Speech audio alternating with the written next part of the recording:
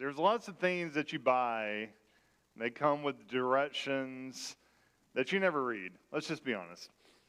And you get a car, and they give you this humongous book that's in the glove box. You never look at it, and I'm talking about the owner's manual. The only time you look at the owner's manual is if something's wrong, and then you start like, oh, well, what is this? It's a fuse. Okay. And I know that car companies know that you don't read those the owner's manuals, because they've started, I don't know how recently you've bought a car, but they still give it to you, but then they're constantly like, go to our YouTube channel, go to this, because they know we're not going to read the book, but we'll actually watch a video about how to set cruise control and all that, and all that stuff, because cars have gotten pretty complicated. But if there's one area in life where it would actually be helpful to have directions or receive a owner's manual, it would be parenting. And just because we had a parent does not mean that we know anything about being a parent. And just because we were a kid once does not mean we know anything about raising kids. It's the same way, like, just because you've had surgery doesn't make you qualified to perform surgery on somebody else. Some people turn to the Bible as a parenting manual, and there is truth there that you can mine to help you. But as we said last week, when it comes to good examples of family and parenting in the Bible, there's virtually none. Apparently, even Jesus didn't get along with his siblings. They thought he was crazy because he would always say stuff like, I'm God. And I can just imagine what it would be like. Mom, Jesus is saying he's God again. He's trying to boss us around. And then Mary, of course, knowing that he's God, well, your brother is God. Why does mom always take his side? But then everything changed when Jesus was crucified, and then 3 days later he rose from the grave. And they looked at him and was like, maybe he is God. That explains a lot. And then they were fine, and two of his brothers even wrote 2 of the letters of the New Testament. While Jesus never talked about parenting directly, he did lay the foundation for parenting when he laid the foundation for all relationships in general. We call this Jesus' new command. And you can see this in the Gospel of John, chapter 13:34. It's on the screen for you. This is during his right before the Last Supper. Jesus said, he's talking to his disciples, I give you a new command.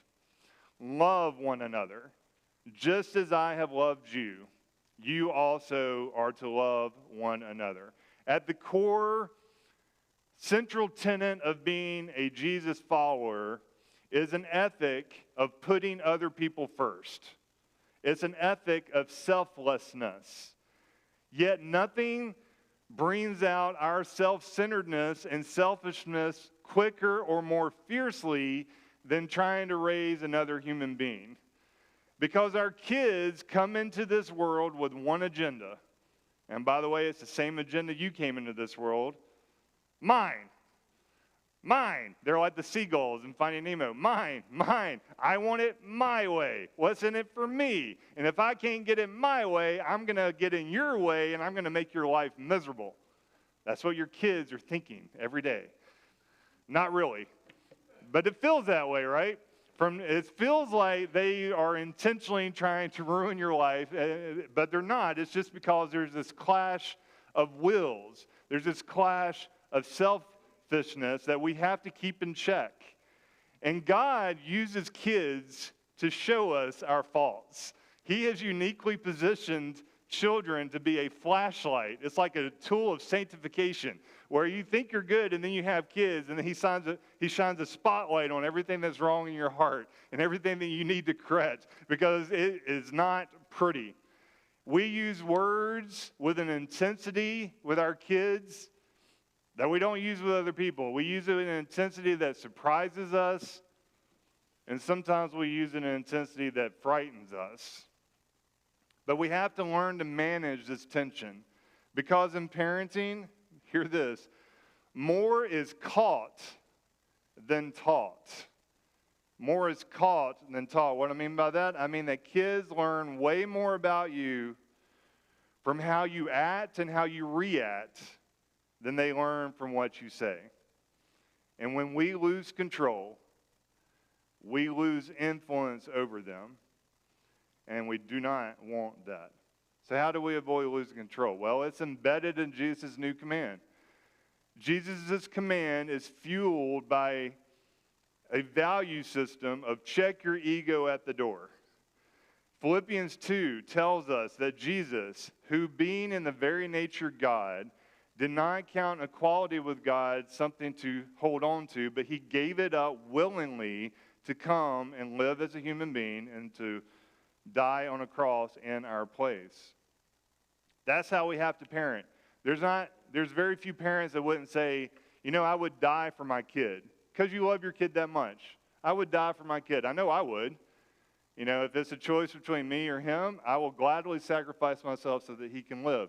Most of us are never going to have to actually die for our kids, literally die for our kids.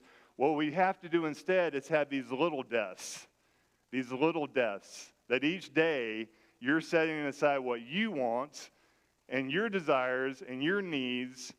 You're putting them to the side and focusing on them. Now, I'm not saying to allow, and this is a mistake that parents make a lot, I'm not saying that your kid then directs everything about your life. We need to guard making our kid the center of our lives. There's a gravitational pull where all your energy is focused just on your kid. That's not how God's designed it. We're going to talk more about that. So don't keep them at the center main act, but they are important. And here's something that you need to remember. You were a family before they came, and you'll still be a family, hopefully, when they move out. So don't make your kids the center of your lives, but definitely be willing to lay aside your own personal needs to help them. It's the sacrificial love that Jesus is talking about. And what I'm talking about when I'm saying set aside your needs, I'm talking about those selfish impulses, the moments where you feel like you're wrong, the moments you feel like you want to lash out. Those are the little deaths. That's what you got to put to death, because responding that way is not good. That's how we have to parent. It's this sacrificial love. It's if you hate me, so be it. But I'm not going to let you do this because it's not good for you. So what does that look like as parents? Well, it's different for each one of us. And it will be tied to your parenting goals. I hope you have some goals, new parents. Go ahead and make them now while they're a little baby. And it's never too late to set goals if you have older kids, because, you need to set goals so you know what target you're aiming at. My number one goal for my son, Logan, was for him to know Jesus as his Savior. That's my number one goal. I hope that's every Christian's parent's number one goal is that, and not to be the all-state, all-star athlete or the Dean's List honor roll kid. Our number one goal is to show our kids Jesus. We're going to talk more about that next week. My number two goal was more selfish. My number two goal was to get Logan from the car seat to the driver's seat with our relationship intact. Meaning that he's off at college now. I still want him to come home and spend time with us, even though he doesn't have to. That first goal, for him to know Jesus, that requires a lot of prayer and faith. That second goal, for him to still want to be around us when he doesn't have to be, that requires a lot of wisdom and discernment. Specifically, knowing what to say and what not to say, when to say it, and how to say it, and to guard how you react. And that is really, really difficult. Because when you're parenting in the moment, a lot of times, especially as new parents, being sleep deprived, like we talked about last week, it's nearly impossible to always respond and react how you know you should in order to be the most effective parent. Should you focus on the fact that your child just broke a rule and that they need to be punished? Or do you use that failure as a teachable moment to train your kids and emphasize what they should be doing instead? Or do you just stand back and watch while they face the natural consequences of their poor decision? Those are all three valid responses. But they're tied to where your kid's at in their development. You're not going to respond to a toddler the same way you're going to respond to a teenager. At least I hope you won't, because that's not wise. Children move from one stage of development to the next without much thought and without any warning. One day they're at this stage, and the next moment they're another stage. And you're like, well, when did that happen? Don't know. It happens quickly. You blink and it's there. And so you, as a parent, you have to evolve your parenting style as your child develops. If you don't, you're going to undermine your parental efforts, and more importantly, you're going to lose your influence. Don't treat your teenager like a toddler. It's not going to work. So that's what we're going to be talking about today. I'm going to be sharing a tool with you. It's a tool that I got from Pastor Sandra Stanley. He's from a church down in Atlanta, Georgia called North Point. He and his wife, Sandra, they do a great job going around talking about parenting and other things. And so they developed this roadmap to help us as parents to try to figure out how to respond to our kids on their developmental stage. And I want you to think of this like Google Maps or Waze. You put in the destination, so you put in your parenting goals. And then with Google Maps and Waze, and some people might still use Apple Maps or MapQuest, but I think these are the main two now, right?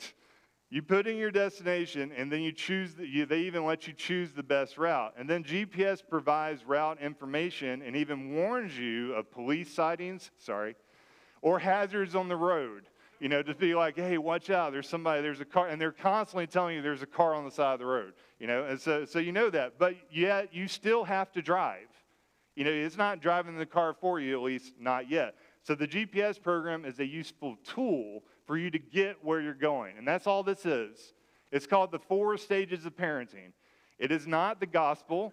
It is not infallible, but it is a useful tool to help you process how should I respond and how should I be treating our kids. It's a roadmap. There's 4 stages. We're going to talk about each one. The discipline years. That's probably the hardest one. The training years. That's probably the hardest one. The coaching years. You know what I'm about to say. These are the teenage years. That really is probably the hardest one. And then hopefully where some of you are, we're just now kind of entering the friendship years where they're 18 plus. So you can see the age ranges, and please understand, this does match up with scientific research that shows the cognitive development of kids, but it is not concrete and absolute. One kid at 3 years old might have already shifted into the next stage of development. One kid might be 8 and still be in the earlier stage. It's not a set in concrete, it's a moving slide, and you have to know your kid. And if you don't hear anything else, hear this. Be a student of your kids. That's going to be important to know how to respond to them. So, let's start with discipline, which is probably the hardest one. Proverbs, man, when you read Proverbs, they want you to beat the crap out of your kids. At least that's what it seems like. Because look at this in Proverbs 13:24. Whoever spares the rod hates his son, but he who loves him is diligent to discipline him. Now, Dana and I actually knew somebody that grew up with parents that took this verse literally. They had something in their house called the rod of righteousness. I don't know what it was. I don't know if it was a yardstick or something worse.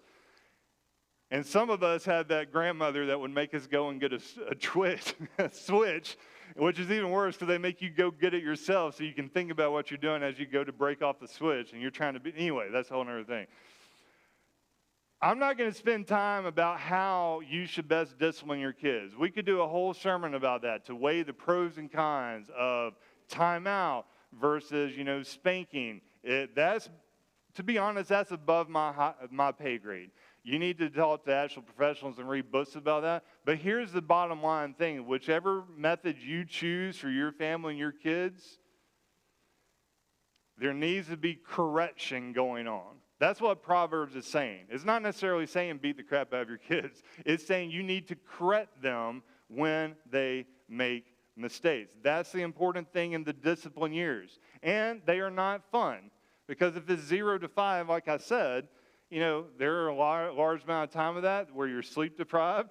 And there's a large time of that where, your kids might not be communicating verbally as much as you would want them to, of, tell me what you want. They can't express what they want, so they lash out the best way they know. But here's what the discipline years take. It takes consistency. Consistency. And it's difficult because unless you're a sadist, you don't like punishing your kids. But you have to. It's necessary work to correct your children. That's what Proverbs is all about. Why? Why is it necessary to discipline your kids? Here's why. Because somebody's going to discipline your kids at some point. Somebody is going to discipline your kids.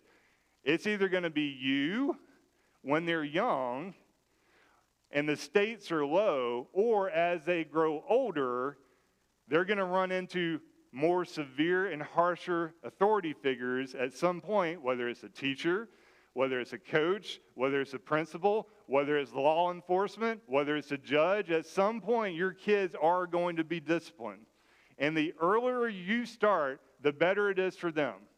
It's way more healthy for them to start at an early age, because at some point in their life, they will receive what the prophet Bocephus spoke about in the song, attitude adjustment.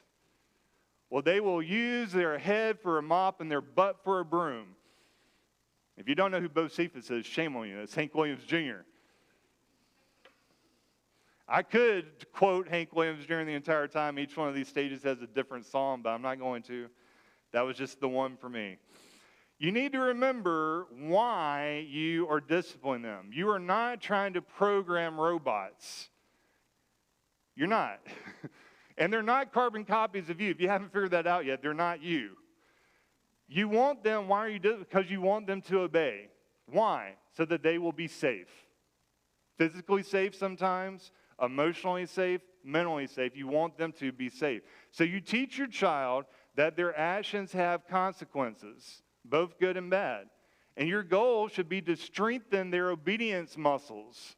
Get in that weight room, put in the work, to do the repetition that requires to build those obedience muscles. And you have to have appropriate consequences for that. And here's the thing. You cannot discipline every single infraction. You just can't. You will drive yourself crazy if you try to discipline every single thing that your kid does wrong. So you need to decide, what infractions do you want to specifically enforce? It may be the 3 disses. The 3 disses. That's disobedience, disrespect, and dishonesty. Those are 3 good ones. And so with those, you want to be consistent and you want to be specific. And if you choose those 3 disses, use those words when you're correcting them. Like, you are going to timeout because you were disrespectful. They don't know what disrespectful means yet, but this is how they learn. They learn that being disrespectful is bad. And they learn that being dishonest is bad. But you cannot just punish them. I hope you know this. You can't just punish them, because then you'll wear your kids out. You must celebrate with them when they get it right. Positive reinforcement. All the scientific studies show how valuable this is. When they are obedient, congratulate them and praise them. When they are respectful, tell them how much you appreciate it. When they are honest, celebrate that, because what is celebrated is repeated. What is rewarded is what's repeated, and you want good habits. Rewards and positive reinforcement are key, especially as you move into stage number 2, the training years. This is probably the hardest one. Proverbs 22:6 says, "Train up a child in a way that he should go, and when he is old, he will not depart from it." This verse is used a lot, and I'm going to talk more about it at the end, but the idea is set a good foundation for them. And it's not just when they're a toddler. It's not just when they're preschool. This has to be continuous. So this age range is anywhere from 5 to 12. And obviously that's a pretty big age range. And in that 7-year period, it's going to shift how it looks. But this is where you're trying to take all the hard work you did in the first one and establish those good habits. And once again, this is not easy. It's going to take some heavy lifting. And during this age range, let's just be honest, basically from here into the next one as well, the teenage years, sometimes your goal, your parenting goal for the week is just to make it through the week without killing each other. But that's not enough. That's setting the bar low. We need to set the bar high because that's not fair. That's not fair to our kids to expect them to behave a certain way without giving them opportunities to practice the good behaviors that you want them to have. And it can be frustrating to you as a parent, sure, but it's frustrating to your kids as well. One of the reasons they lash out is because they don't understand what you want. So you got to be clear with your expectations. And they don't understand how they're supposed to fill your expectations. That's why during the training years, we need to practice. We're talking about practice? We're talking about practice. You start explaining the why behind your rules and expectations. So you train while you explain. It's an ongoing conversation. If there's a skill you want your kids to have in public, you need to teach them that skill in private. And you have a small window that during this time, especially when they're younger, nothing is dumb and everything is fun. So you can turn these things into a game. Everybody's done that with the younger ages, the toddlers. Hey, let's play the cleanup game. And there's even a song about it. Clean up. It's super fun. Yeah, right. You're lying to your kids. Anyway, no. And so, but people then just stop it with towers. Oh, we can't change it to a game for the end. Yeah, you can. You just shift it a little bit. Andy Stanley and his wife Sandra, they talked about they wanted their kids to know how to shake hands with somebody and look them in the eye. So they had quit draw. And he would just walk up to us and say, hey, Tommy. And then they would just practice doing a quit draw to know how to do a handshake. That's just one example. Because you have that small window when nothing is dumb and everything is fun, but when your kid turns 13, everything is dumb and nothing is fun. All right? So you got to take advantage. You got to take advantage of these opportunities while you can. It's going to look different as the kids age, because like I said, this 7-year range, it's going to look different. It's not just going to be games. It might turn into it might turn into situational choices, or in conversations. And what we did is we found this book called Sticky Situations. And basically all it was is that we would, at dinner, we would do our family devotions and we would read from the Sticky Situation book. And it just described a scenario that you would experience in late elementary and middle school. And then it had kind of questions. It was real short and sweet and to the point. And it started those conversations about where, just like watching a movie, you empathize with the character and you're like, hey, what would you do in this situation? It was really, really helpful. It was. And when your kids mess up, and they will, that's why I practice. You practice so you can, repetition, right? Don't bite their head off when they mess up during the practice. Give them a redo. Give them a redo. As parents, we need to be reminded of how to properly respond. Which brings us to stage number 3. The coaching years. Ephesians 6:4 reminds us, do not provoke your children to anger, but bring them up in the discipline and instruction of the Lord. You're going to hear a lot more about this verse next week. And its sister verse in Colossians, because this verse is a gold mine of parenting wisdom. I've joked that each one of these is the hardest one, but this is probably the most difficult stage. It really is. Because you have to start taking a step back. And for some parents who have been so involved with their kids, it's difficult to take a step back. Some parents are wired to be fixers. This is where you need to take a step back and not fix everything. Let them fail. It will, long term, it will help them. Let them fail while they're in your house where you can help them before they get out and do into more serious consequences. Your role as a parent is still essential. Parenting is essential no matter where you're at in this stage. It's still essential, but you're essential to the game of your kids' lives, but it has shifted somewhat. And I love the fact that they called this the coaching years, because every coach has to learn this at some point. Most coaches were players in a former life. And when you're a player, you're in the game.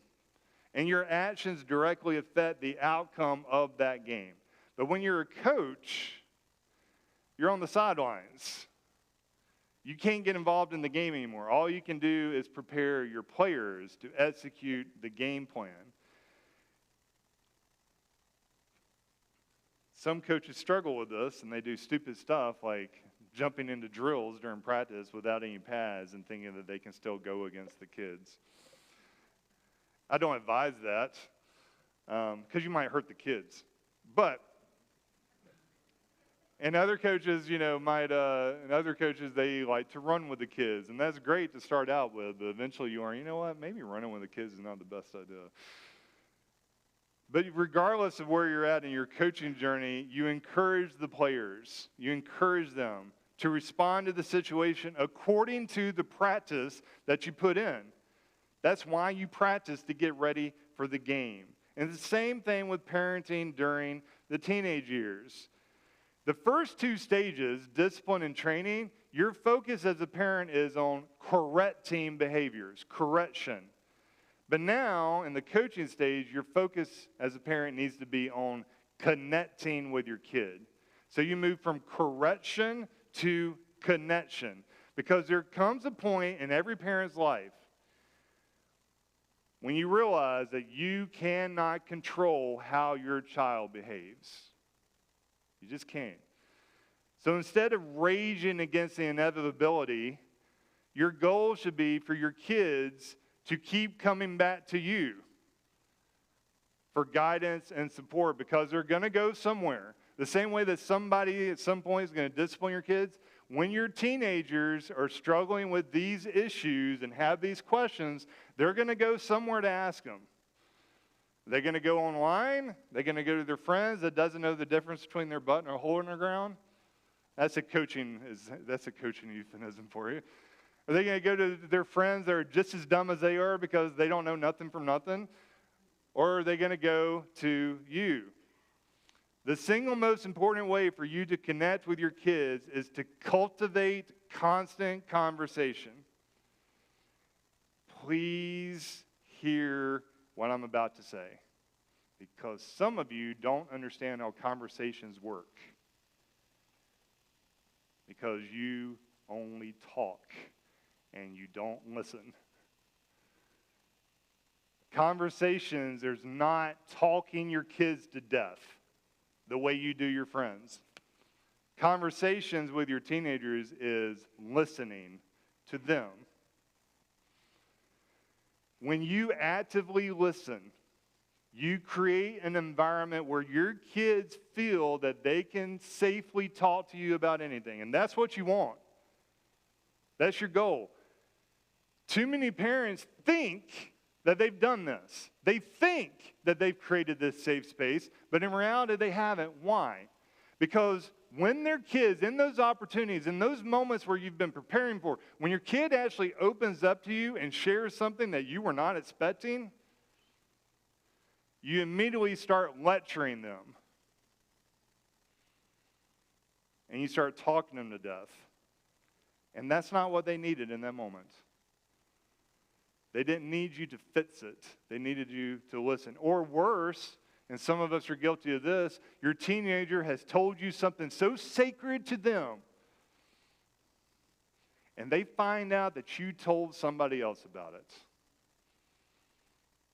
Whatever trust you have developed is now broken, and they may never tell you anything again. I hope they give you a redo like you gave them in the training years, but sometimes it doesn't. Lecturing kills the conversation.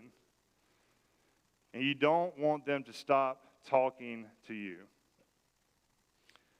Most of the time, cultivating constant conversations means keeping your mouth shut. And if you do talk, it should be not to lecture, but to ask questions to prove that you are listening. And before we go any further, I want to warn you,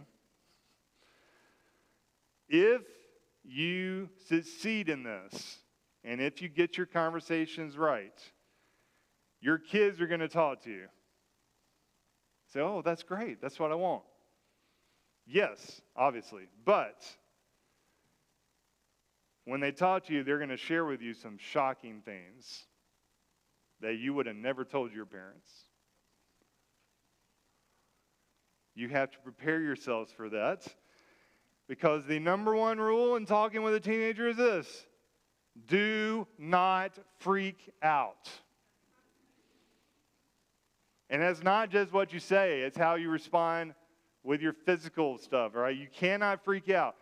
Freaking out is any strong emotion, positive or negative. Some of us freak out super positively, and your teenager's like, so lame. Do not over-emote. You've got to dial it back, man. Dial it back. Because the fastest way to lose a teenager is to over-emote. So you've got to work on your poker face. My poker face. I got to have that poker face. And I've got to practice asking calm questions that will keep them talking, even when they've sucker punched you with something you weren't understanding. You need to develop a posture of, oh, really? Tell me more. Even though in your head you're thinking, what the crap? Where's my wife? Where's my husband? I need somebody to talk with right now. Yeah, tell me more. Yeah. You can always, hear this. I told you, don't lecture in the moment. You can always circle back. There's going to be times where they tell you something in the moment. You're going to want to be, but that's, oh, really? And then circle back later and say, you know what? And don't even bring it up that they said. Just say, hey, I was reading the Bible the other day, and it says you shouldn't do this. What do you think? You've circled back now at that point, and there's a possibility they might have even forgotten. Yeah, right. But anyway, you can tell yourself that. In the moment, it's most important to keep them talking. Got to keep them talking. Which brings us to the last stage, the friendship years. It's hard to find a verse on this one, but I love this verse in Thessalonians 1, 1 Thessalonians, because parents need to hear this. Adults, I want you to hear this. Therefore, encourage one another and build one another up, just as you are doing. This is where we need to help each other, because all of us are on different parts of this journey. Some of you have old adult children. Some of us have just now entered into this phase because our kid is just now going to college. Some of us, our kid has just moved out, or our kid has just got married. We all need to encourage one another. This is the stage that we just entered with Logan, and I do not know yet. I don't know if we successfully accomplished goal number 2. That he would still want to hang out with us when he doesn't have to. It's too early to tell. Keep you posted. Have we navigated all the landmines of parenting well enough so that he still wants something to do with us? I don't know. He tests us every day, so that's good, right? And there's a book that I plan on reading. I'm not going to say a lot about this one because I don't have the experience, but there is a book I plan on reading that's a tool for some of you might want this one as well. Doing Life with Your Adult Children. How to Keep Your Mouth Shut and the Welcome Mat Out. It's a catchy title, and I think I've heard really good things about it, so I'm going to be reading this as we figure out how we did, and like I said, we'll circle back to this at some point. But by the time your kid's an adult, you've basically done everything you can for them. Now, it's not over yet. You're not giving up. You're not like, whoa, I'm done. No, parenting never ends. Parenting never ends. You're still there to support them, to guide them, to listen to them. And hopefully, my prayer for you is the same prayer I have for us. Your kid will enjoy your company. But there is one thing all of us need to remember. It's a word of encouragement.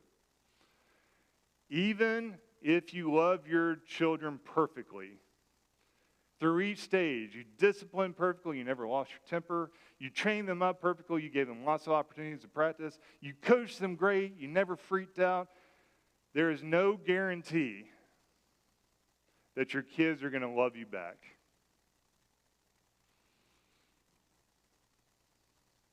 It's hard reality, but it's true. You can do everything perfect as a parent. By the way, there are no perfect parents, but you can do pretty good. You can have a 97% success rate. There is no guarantee your kid is going to love you back the way you loved your kid. There's just not. And there's also no guarantee that your children are going to love Jesus. God has given you your children to protect.